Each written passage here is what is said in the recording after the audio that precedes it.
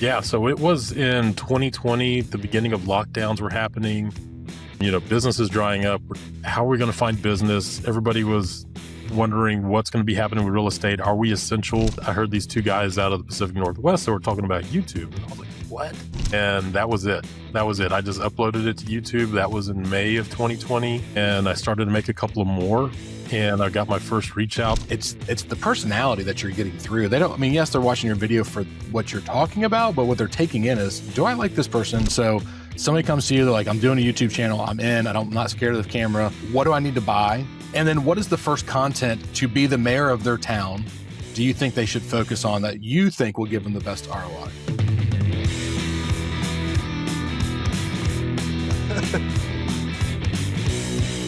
Oh, hey, Hey, they're here. what's up? Well, thanks for coming. Thanks for watching.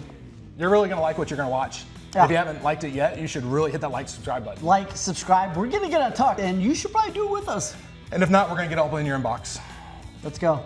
Welcome back to the next episode of Real Estate UnTucked. We've got a good buddy of mine, Matt Aguirre, who is, he's got a cool thing going. So the reason I asked him to be on this podcast is because he's an agent out of Texas. We got to know each other the last couple of years, but he's made his mark and using YouTube as a click funnel for business and personal pleasure stuff as well. So I wanted him to come on the podcast and kind of share what he does and how he did it. And he's also got a really cool story. I'm sure he'll feather in here about taking the year off and traveling through Asia with his family and just some cool stuff. And Matt's a previous police officer. I can't even say that. So many P's. But so you'll kind of see like his structure and like his rigidity when it comes to this like process, which I'm happy because I've heard it a couple times, but I want to dig into it and share with everybody that's listening. So Matt, thanks for being here. Yeah, thanks for having me. Appreciate it. Absolutely. How you found success and stuff out of YouTube and what's your methodology to it? Like, what do you recommend? Kind of dump on us. Yeah, so it was in 2020, the beginning of lockdowns were happening. Businesses drying up. We're doing like team meetings virtually and everything. And it's like, how are we going to find business? Everybody was wondering what's going to be happening with real estate. Are we essential? Can we still show homes? And I was listening to a podcast, the Real Estate Rock Stars, and I heard these two guys out of the Pacific Northwest that were talking about YouTube. And I was like, what? And I went back and I listened to that episode like 4 or 5 times in a row. I was like, this just makes sense. I was like, I use YouTube for everything. If I'm researching where I'm going to take a vacation or even, a cruise ship, I'll sit there and watch a 45-minute video on a tour of a cruise ship or a 20-minute video about the stupid buffet. And I was like, man, this just makes sense. And everybody had already talked about, you got to do video. And they're just posting stuff on Facebook. And so I just listened to what they were saying, found them on YouTube, and then just started to R&D that, just rip off and duplicate. I got a huge set with these stands and this huge green screen backdrop and this cheap ring light that a buddy of mine had given me. And I shot my first video just using my cell phone. And then I put it in iMovie. And I'm over here I've got it 5 or 6 different segments and I'm screwing up on it. No, I'll edit that out. Yeah. Whatnot. But when I got it uploaded in iMovie, I didn't know how to edit anything. Sure. At all. So I'm like, and it was just one of those things. I'm like, screw it. I was like, done is better than perfect. I just took it, spliced it together, made no cuts, didn't do anything. The only special effects that I could do is I gave myself this virtual background that was like this, I don't know, grayish, shiny looking background. And that was it. I just uploaded it to YouTube. That was in May of 2020. And I started to make a couple of more. And I got my first reach out. My phone rang with the first YouTube client in June of that year. Okay. Closed them in August. And then, the phone just kept ringing. So how do you did you build in an actual funnel, meaning you at certain point you're like, hey, call me if you have this, or hey, don't forget I'm your guy here? Or is it just through SEO, they saw your video and then just naturally I want to talk to this guy? It was just through, because, YouTube is a search engine and it's a social media platform. It's the second largest search engine next to Google, and Google owns YouTube. So my stuff would end up on Google as well. There was no real funnel. There was call to actions. And I would say, hey, if you're thinking about moving to New Braunfels, make sure you give me a call, shoot me a text, send me an email. All the contact information is below. And people wouldn't. So I would get phone calls. I'd get text messages. If the phone rang and it was out of state, I was answering it. Yeah. It was nothing's a spam call anymore. But no, it didn't have to be necessarily a funnel, because people were calling me and saying, it still happens to, like, even this week I was getting leads and they were like, hey, we were watching your videos. We were thinking about moving to New Braunfels. You really helped us to make that decision. We want you to be our agent. So people were just calling me up from California, and the first ones came from Michigan, and saying, we want you to help us buy a house in New Braunfels. So, Sweet. yeah. So I want to take it super simple, but I do actually want to go high level because I think there's a mix of people listening. But like, I don't necessarily want to talk to people like, should I start a YouTube channel? I think we're past that content stage of our lives. But let's say somebody's made the decision, like going in on video. I'll leave that kind of open-ended statement. Like, what would you tell somebody? If like, hey, I'm thinking about it. What would you say? The first thing is you got to be consistent. And being consistent isn't as hard as you think it is. It's one video a week. That's really all I did for the longest time, was one video a week. And, my phone was ringing. People were moving here. I was representing them. It's almost all buyers. Yeah. And then, but you've got to search you've got to create videos about people, what people are searching. It's all about providing value. It's mostly people that are relocating, but I've also had some folks that were local, and for whatever reason, they were watching my channel and they used me, and they're like, hey, we want you to help us buy a house. I'm like, okay, cool. But you've got to look and see what people might be researching when they're moving to another location. Sure. And some of that stuff is like the pros and cons of living there, the cost of living, what you love about it. And I love those, like, instead of getting into like the cost of living, sure, because then you're having to go into numbers and whatnot, and you're having to look up stuff, and it's, you can find 3 different sources and find 3 different pieces of information. But where it comes down to it, and where the bread and butter is whenever you're telling the story of like, hey, this is why we moved here, or this is why I love it here, because then you get to go into your storytelling mode, and you get to make that connection with people. And because you're telling your story, you're just being raw and, about why you love it. And we'll be talking about, oh yeah, we like to go downtown. My wife and I, one of our favorite restaurants is there on North Castell Street, and it's McAdoo's, and you've got to get the seafood fondue. Just kind of go into that stuff, and people, they appreciate it. I want to say they just eat it up, but no, they appreciate it because they want to know, what it's like to live, work, and play in the location where they're going to be moving to. And if you've been there long enough and you can be authentic and honest, then you're that storyteller, and you're going to be that source, and eventually you're going to be their agent. Are you doing more like story time videos, like you're just talking, or do you have some production crew? You're going out there and getting all multiple angles, and there's like flames shooting out of stuff. Like what have you found to like be the secret ingredient to get that done, to get people to watch it? Most of my videos are this right here. So a lot of them I'm sitting at my desk. And then, my virtual assistant, when she goes, because I had fired myself back in 2021 because my video editing is horrible. But yeah, my virtual assistant will go in and add B-roll footage that she either finds like, in these stock footage websites or stuff that I filmed while I'm out and about, and I upload it to Google Drive in just a B-roll folder. But I'll also go out and vlog. I'll do that too. And because some of my most popular videos, I'm not saying that these are the ones that are getting me the most business, but it was me walking around downtown New Braunfels, or I did a walking tour. We have a historic district called Green, and Green got like, the oldest dance hall in Texas and a bunch of other stuff. That's cool. And so I just walked around there and I'm pointing stuff out. And then one of the most popular ones was I just fixed my my GoPro to the inside of my windshield, had it pointing out, and I drove around New Braunfels. And while I'm doing it, though, I'm narrating. I'm like, okay, hey, we're in the, the 600 block of South Seguin Avenue. We're over here to the left is Civic Center. To the right is the Elks Lodge. We're going to approach the, I'm just narrating everything. Hey, we're approaching the main plaza, and we have a roundabout. You know how to use a roundabout? No, let me show you how. And, things like that. Or I'll do them. Now I do things like I'll drive a neighborhood. We've got a lot of new home construction here, and most of my business has been new home construction. Okay. And so I'll just drive the neighborhood and I'll just talk about it so people can get a feel of what it's like to drive around there. And now I've upgraded. I've got a better camera, and I'll zoom it left and right or pan it left and right so they can see, some of the homes and just the layout and whatnot. Because we got kind of a unique neighborhood here. And then we'll throw in some B-roll footage of drone shots that I've done, or if I'm talking about a particular builder. I've filmed almost all the model homes around here. So is it just like handheld kind of style? Like if you're doing like the homes and stuff, you're just walking through handheld and just talking into a mic and just kind of keeping it raw? Yep. I've got a DJI Osmo Pocket 3. Here it is. I just got one too. Yes. So that's what I use. That's what I've been using for a year or so. You were using it sounds like. No, that was with my mouse, thankfully. Now I have to buy a second one. But I just use that, with an external mic that I just clip to my shirt, and that's about it. So I just kind of keep it simple. I don't have a videographer dressed all in black that's walking around doing Right. all the stuff that they do, and not knocking videographers, and so I don't do any of that. It's just me, and I go in there and I'm raw and I'm authentic, and you have to be, you have to be raw and authentic. You can't. We'll be honest. Agents can be fake as hell. Yeah, for sure. It's unbelievable. So, but when people call me, they're like, "Hey, we feel like we already know you. We match a lot and whatnot. So we want you to be our realtor." So That's great. Yeah, because I mean, if you think about like, there's a lot of chambers and a lot of tourist, or I forget the names of them right now, but that try and bring tourists into town, and they do videos, but they have to be very like polished and professional. And there's not usually people in it being raw because they're just trying to do like more of a commercial.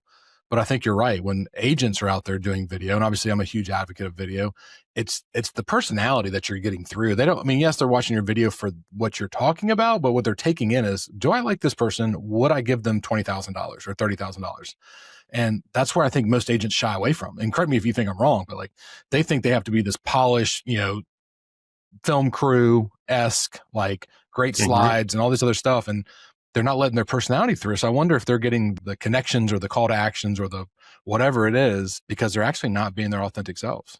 yeah, I mean, I've gotten that. There's other people that do it now. I mean, there's probably at least 5 others, that started channels. I was the first one. So I'll always talk about, I was like, I'm the OG, the guy. Yeah. But I watch their videos. Hopefully they're getting business. I don't wish ill will on them or anything, but I've had people like, hey, we watched so-and-so and we watched this person, but we didn't really care for them. We like their personality better, but they're also getting phone calls like, hey, we watched Matt. We think he's an asshole. And, we like your personality better, because I mean, they're going to be attracted to who they're going to be attracted to. But with the way that it's worked for me though, is just being authentic and telling people what they need to hear, not what they want to hear. Okay. How do you navigate that? Because I mean, the juicy stuff is the crime, the schools, the non-sexy stuff, but you can't really go too much into it, especially on video, right? Especially ever, but especially on video. So how do you navigate that? So I'm not the source, but I give them the source. When it comes to that, I'll tell them, hey, if I'm talking about a particular neighborhood, I'll tell them what school district it's in. And, it's like, hey, because there's one around here that's like an award-winning school district. I'm like, hey, this is an award-winning school district, but maybe you won't like it. I was like, you need to go and do your own research. Yeah. And when people call me too, they're like, hey, which school district you recommend? I'm like, no, I'm not doing that. I'm going to let you do your research. Yeah. Here's the ones, here's the websites, get what you need to, but I'm not the source, but I give them the source. Okay. And when I talk about crime, I can actually talk about it, from a firsthand basis. Right. And I'll refer back to, I'm like, hey, when I was a police officer in New Braunfels, when I was a patrol officer here, the biggest problems that we would have are, burglaries, vehicle break-ins, and that's the main thing. And, so I just give them, again, it's just telling a story. I'm not giving them crime stats. I'm not telling them, hey, move over to this area, not this area. I just kind of give them like 30,000 foot view of what the crime is like over here. Sure. Okay. So let's get tactical a little bit. So somebody comes to you, they're like, I'm doing a YouTube channel. I'm not scared of the camera. What do I need to buy? I know this is like super basic, but I think people overthink the cameras, and they're like, I need to get a Red X. You're like, man, it's $70,000. And then what is the first content to be the mayor of their town? Do you think they should focus on that you think will give them the best ROI? So I just had this happen, and she was like, hey, I'm ready to start a YouTube channel. I'll go into that in just a second. Sure. Yeah. I was putting on a class, and she was in, for the brokerage I was in. And so I had like 3 or 4 agents from my class or from my brokerage, and I was doing it at a model home and telling them what they need to do. And so she called me up and, hey, what's the first video I need to do? And my recommendation was, you need to do a video. You need to tell the story about why you love living here, because it's going to help you overcome the fear of being in front of the camera. For one, your first video is going to suck. For 2, you get to tell your story of who you are, and you get to tell why you love living in the city that you live in, or the city that maybe you're talking about, and just start to be a little bit more raw and personal and everything with your audience. So that's the very first one, that I recommend. It's like, why do you love living here? Hey, this is top 15 reasons why I love living in New Braunfels, Texas. That's the very first one. As far as equipment, use what you got. Go use your cell phone, whip it out, maybe buy a a $20, $30 ring light that you can put on your desk. Don't start dumping a lot of money into it, because guess what? With a lot of stuff in real estate, you might be looking at it as a shiny new object, and you're going to spend, a couple of $1,000s on equipment. You're going to get into it and you're going to not be consistent, and you're going to fall out, and you just wasted your money. Start small. Just use what you got. Maybe just buy a ring light, because lighting is important and sound is important too. Yes. Maybe spend some money on some, a little microphone that you can plug into your cell phone. But outside of that, just start with it. Don't buy any cameras or anything like that. I didn't. I mean, I shot so many of mine at the beginning, just with my cell phone. And then I finally bought a GoPro and used that. Okay. So part of YouTube strategy though is like, you've got to have the right wording, the right descriptions. What are your 2 cents on that? Does somebody starting out, like, would you tell them to go, is there a product or like an online product that they can use? We use TubeBuddy for all of our channels because it helps me, but is something else that you rather use? No, that's what I use. I use TubeBuddy. I've tried vidIQ. I didn't like it as much. Yeah. But I've had TubeBuddy, as long as I've had my channel, and I use it sometimes. I don't use it all the time, but with TubeBuddy though, you can do A/B testing on titles and you can do it on thumbnails. Honestly, the most important thing that you're going to do is your thumbnail, because it's basically your billboard. And when somebody's, driving down the highway of YouTube and they're scrolling, or if they're searching a certain thing, like say they're searching, Columbia, South Carolina, and, they want to find a thumbnail, a video they want to watch. I mean, their first impression is going to be that thumbnail. And the thumbnails are important. Like, you've got to really hone, and I'll be honest, like my thumbnails sucked for the longest time. It's not until recently that I've really started to hone in on it. But I used AI. I use ChatGPT to sharpen up my thumbnails, because it'll give me, there's GPTs out there that'll help you with it. And so it'll tell me, hey, you need to move your face over to the left a little bit, use the rule of thirds, darken your background, blur it, make yours a little bit brighter, angle this. And so it'll give me all these tips, and then it'll give the score of what they think it is for the click-through rate. Have you found that to be kind of accurate for what they tell you? Cool. Yeah. Since I've started using it, my click-through rate, which is like, per 1,000 people that YouTube puts your video in front of, this is the percentage that actually click on it. So my click-through rate has actually gone up. Make a note of that, Kelsey. We need to get that on. It's interesting. I was going to joke, but like I found once I've started, I've got a couple YouTube channels for work, for business, for my own personal stuff. And as soon as you get one, you'll get people emailing you going, hey, I can help you with your thumbnails. Hey, I can help you with your SOI. Like, and they're probably real humans trying to make a living from across the water somewhere. But it's just funny because they're like, I'll make you a real one just to see what it looks like. Like, you can find somebody. Yeah, I filmed this video that you might appreciate, blah, blah, blah. Can I send it to you? I'm like, just send it to me. Just send it to me. I'm not going to ask. Yeah, I'm not funny. Sorry. What about descriptions? Have you found anything in the descriptions that you really need as like a must have? Keywords. So you've got to learn, you got to season your YouTube channel to see what keywords are really attracting people to your channel. So my biggest keyword is living in New Braunfels, Texas. But that's also the title of my channel. So it's keywords in the descriptions, like living in New Braunfels, Texas, mention New Braunfels, Texas, or whatever city you're talking about, Columbia, South Carolina, several times. But you also have to say it in your videos. Like in my videos, I'll mention New Braunfels, Texas quite a bit. That's going to help you out as well. Names. You just like Brad Allen SC, like actually that's what mine is for my personal business. But do you recommend like the actual, like using those keywords in your title, your channel name? The channel name doesn't matter so much, from what I've learned. You could have just Brad Allen SC, Brad Allen Realtor, broker, whatever. The channel name doesn't matter as much. You don't want it to be, I love brand new carpeting and it's about moving to Columbia, South Carolina, right, whatever. Yeah. But it's got to be relevant to you or relevant to your channel. But no, that one doesn't matter as much. And then people will think too, like, well, if there's a living in New Braunfels, Texas, I can't do one as well, but you can. I don't think YouTube prohibits that. You mentioned you fired yourself back in 2021. And I think a lot of people, I would guess their hesitancy with video is they have to edit it and get it and put it and do it.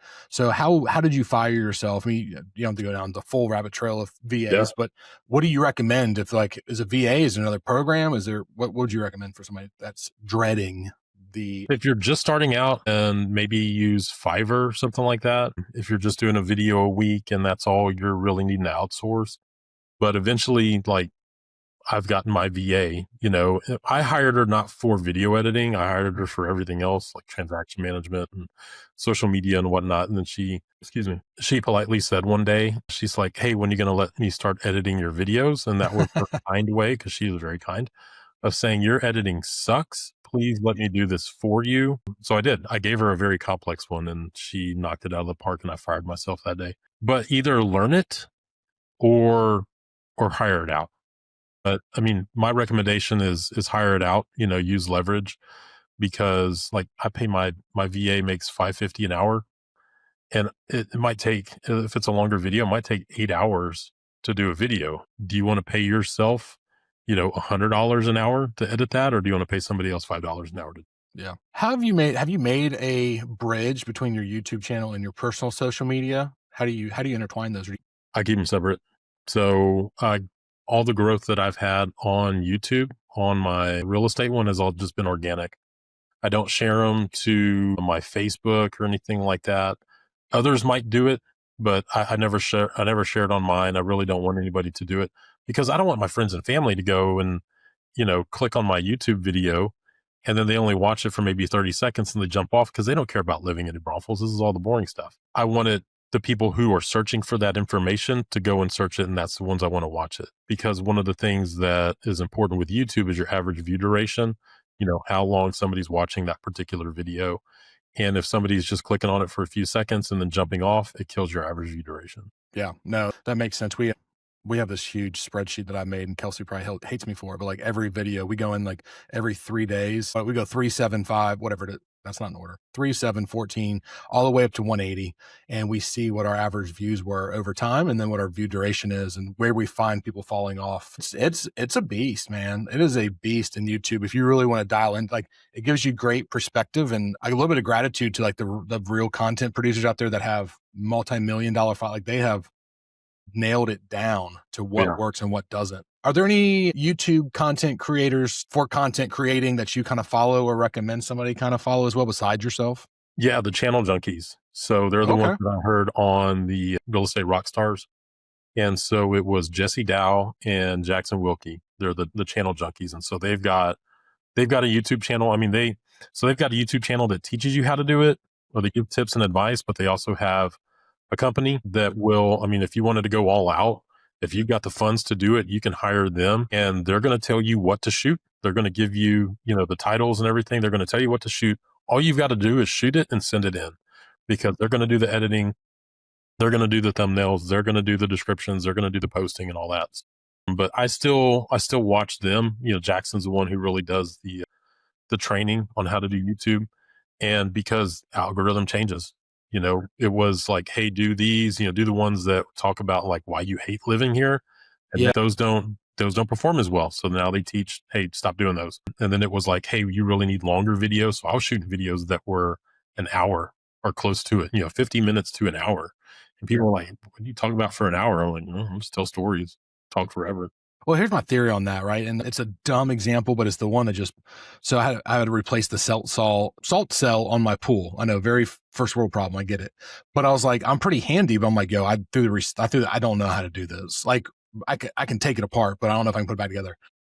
I watched a YouTube video for 45 minutes on that damn thing. It was the most boring guy, some Bubba talking about it. But I tell people when they ask me like, how long should my videos be? It's like, well, make it so it's good, but also people will watch if they're interested. I would never have watched a replacing a salt cell video ever. And I probably watched it twice all the way through. So I agree with like the timing. Well, I don't know if you agree with it, but the time doesn't really matter. I know there's some sweet spots. They say like 15 minutes or 30, or I also think it's a bunch of noise too. I think it's just the algorithm changing. If it's really an algorithm, it's going to change itself over time. So I think it's just putting out the best content you can that you want, that you're proud of, and just let it live. You'll be surprised at what makes the best ones. Yeah. And they've got several channels. So what they do is they'll partner with an agent, in a different city, and, Jackson will fly out there and shoot videos with them and, get the channel started and help them with all that. But they're going to be watching, which ones are performing better. And so what they've seen recently was that the longer ones that like are an hour long or so aren't performing as well anymore. So now they're talking about doing shorter ones back to like 20 minutes or so. Yeah. So yeah, I just did one last week and I've got to do another one today, and it'll probably be around 20 minutes. Yeah. We're thinking about getting into some of the stuff either with my own company or some of the stuff we're doing with Wayne of breaking into series, because I think people, if it's a good series, you get bonus points or whatever it is, you get good, kudos from the gods at YouTube if they go from one video to the next, they keep watching multiple ones. And some of the ones that we did, gosh, 10 years ago for my real estate company, I think it's probably one of the easier ways of doing that. We hired a videographer straight out of college. He kind of set it up, but we kind of brainstormed. So he went and got the B-roll, and we would just go to one central location and talk about it. And those videos have done so well still to this day. I mean, they're outdated as hell. I mean, I look like a little fat cherub in them. I mean, like they're not great, but they're still crushing it today. So it's funny how easy the videos can be and yet still get you the stuff you want. Yeah. And So are you, God, sorry, what? I said, you can do them from almost anywhere. Yeah. So let's talk about that a little bit. So before we jump into how you did that from almost anywhere, do you care about monetization? Is that a thing on your radar? Should people be worried about it? I don't care about the number of views. I don't care about monetization. It's monetized. I don't have as many ads running on them though, because I don't want people clicking off because they have to watch an ad for about 30 seconds before they can skip through it. So no, I don't worry about monetizing it because it doesn't make that much money. Now, if it was a channel that had like 250,000 subscribers and I was making a crap load of money every month from YouTube, then sure, I would care about monetizing and all that. But what I care about is the phone ringing, getting the emails, getting the text messages from people. I just closed one. I've got 1, 2, 3 more under contract right now, and it's all from YouTube. That's what I was thinking in my head is like for real estate agents, like screw the monetization because you want people to call you because that commission check's probably gonna be bigger for the most part than a single month of your monetizing. So like keep it simple and don't do that. I've got 2 channels monetized. I've got this one and our travel one. Yeah. And let's talk about travel, Matt. Let's go. Okay. Yeah. We want to talk about travel? Yeah. So for those of people that don't know you, right? So, and you tell the whole story, but you took a year and traveled Southeast Asia, but you documented it. So just kind of setting up that story a little bit. Tell us more about it. So it all started with a house fire. Our house caught fire in 2021, the one we just bought in 2020. So 8 months to the day. Lost everything. And while we were living in an apartment when we didn't have anything, I was talking to my wife and I'm like, why don't we just leave and go travel? I'm like, we don't have anything holding us down here. We don't have a house. The kids are in daycare. They were small. And like when the fire happened, my son was 2 and our daughter was 5 months. So we're like, yeah, let's go. And so we start building out a dream list. And then we're like, wait a minute, why don't we buy a house first? Rates are still low. You're still working. We're better, be qualified to get a house right now because you would have to quit your job and blah, blah, blah. So we bought a house. We're like, right, we're going to buy it. We're going to rent it out. So we're like, wait a minute, it's taking forever to get everything. Let's buy it, get it fully furnished. We'll rent it out and then we'll go. So that's what we did. We bought a house, got it fully furnished, in 13 months, had 4 different couches and, we rented it out fully furnished and we took off. So, well, the reason for it too was so we can, because the fire could have gone bad. It was 4 a.m. We were home. I thought it was somebody like a crackhead breaking into my house. And so I went out with a gun and can't shoot a fire out. Not that I didn't try. I didn't. It could have been really bad. And we just looked, I'm like, hey, we don't really have much time with the kids in these formative years. Well, why don't we'll just go, because we sent them to daycare. We get about an hour with them in the morning while we're getting them ready and out the door, dropping them off at daycare.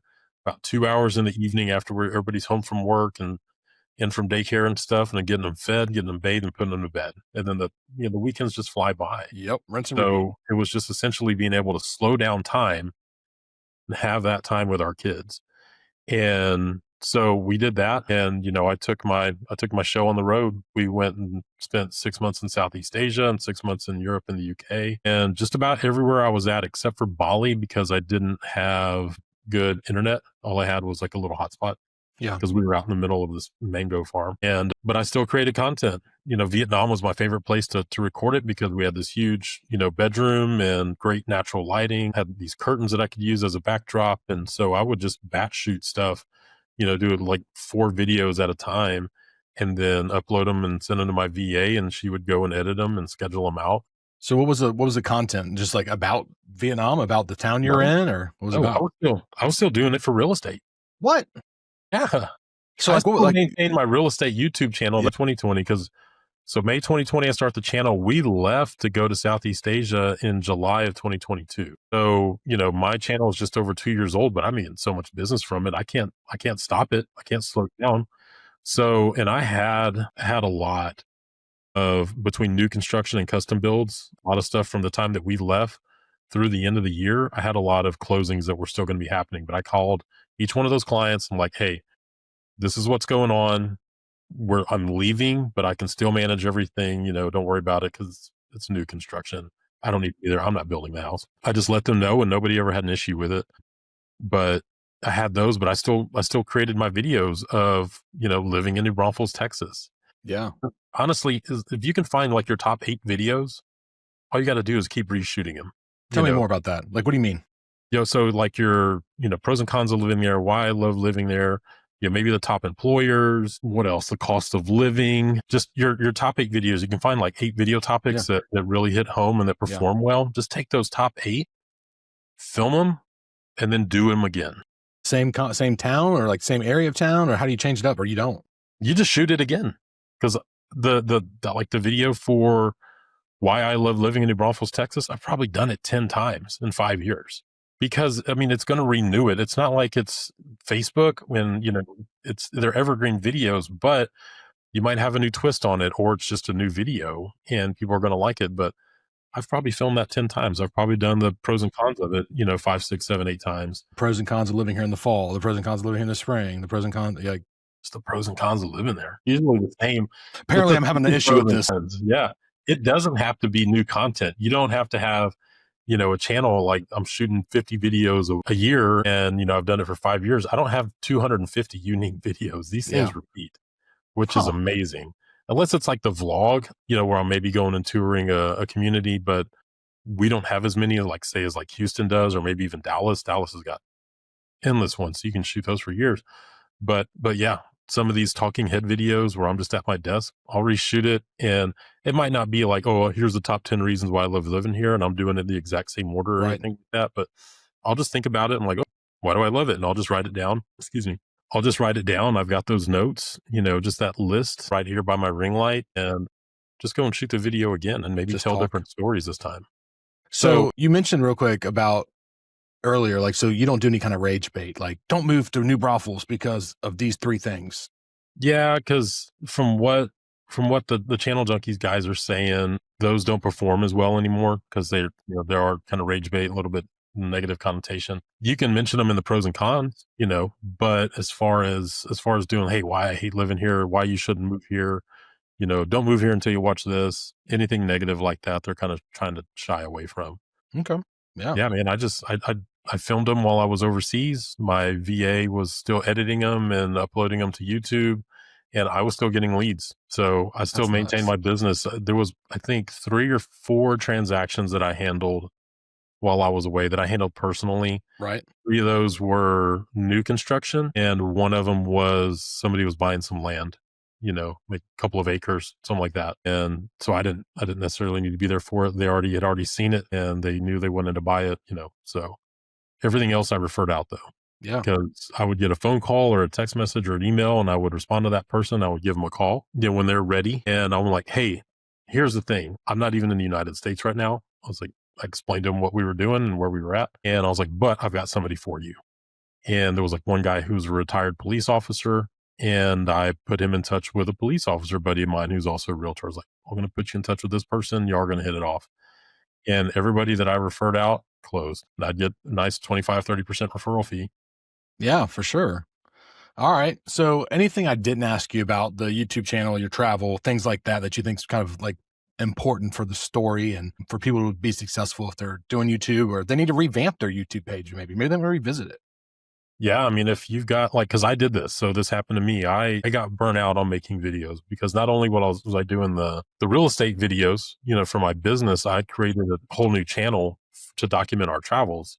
And that one I wanted to monetize. That one I cared about more. So I did YouTube shorts, so the channel junkies will say, don't do shorts on your real estate channel. And I see they'll get some views, and they'll shoot up and you'll get 1,500, 2,000 views, but you're not going to get a phone call from them. You might gain some subscribers, but it's not necessarily. So I always thought that was for like reach, to get your channel in front of people in short increments, like, oh, I do like him, and then kind of click through. So I need to go watch the channel junkies because obviously I don't. It's two different audiences though. The ones who watch shorts and the ones who watch the long form videos.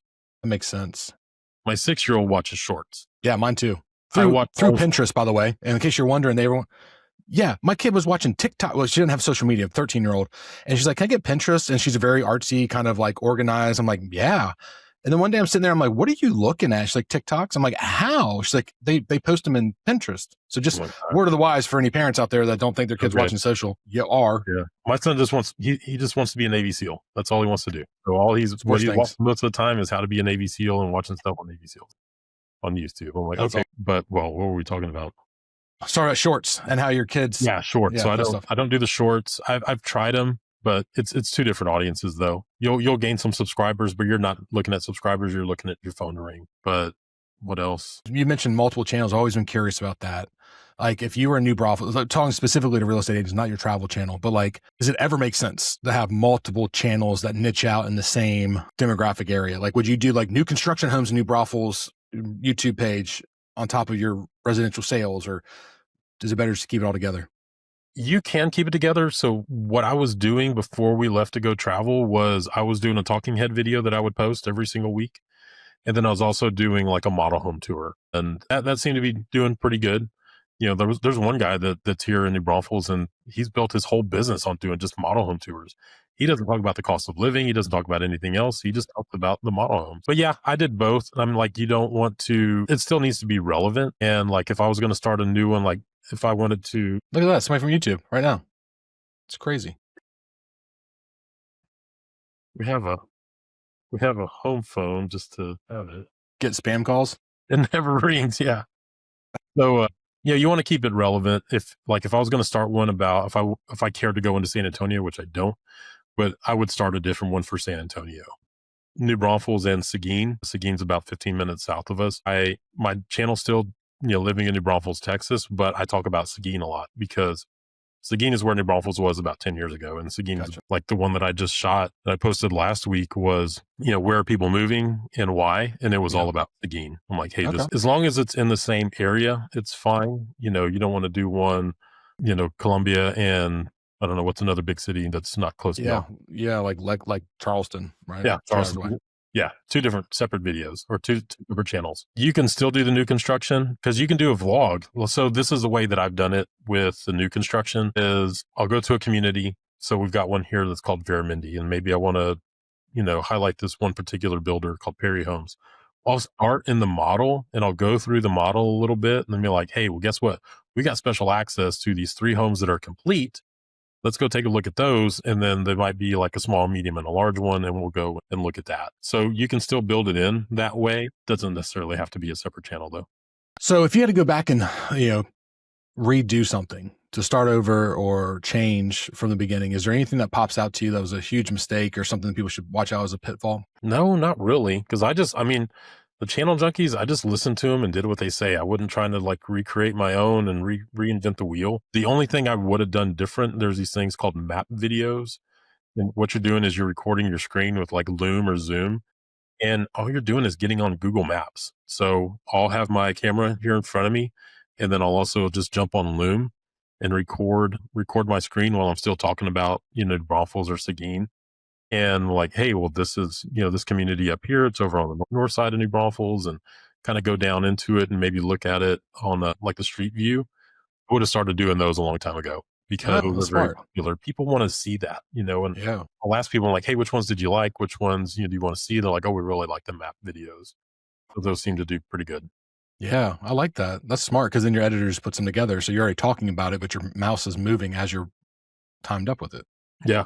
Yeah. Very cool. So, and those are easy to edit because there's not a whole lot of like B-roll footage or anything that's going to be needed in them. And because so much of it's just going to be from your screen. Yeah, no doubt. Well, Matt, thank you for sharing all you know. I know we've taken up a good 45 minutes, but obviously we'll have your Living in New Braunfels, Texas link down for YouTube and your other ones so they can check you out on those. And obviously if you have any referrals, and we've sent referrals back and forth. So yeah.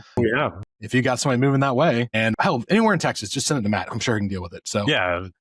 That's what I tell people. It's like, you're moving anywhere here, let me know, because it might not be my area, but I'm going to refer it out. Absolutely. Well, dude, thanks for taking your time. Hopefully this brings some shine to your site as well. And as always, thanks for being open and honest with us. Absolutely. Anytime.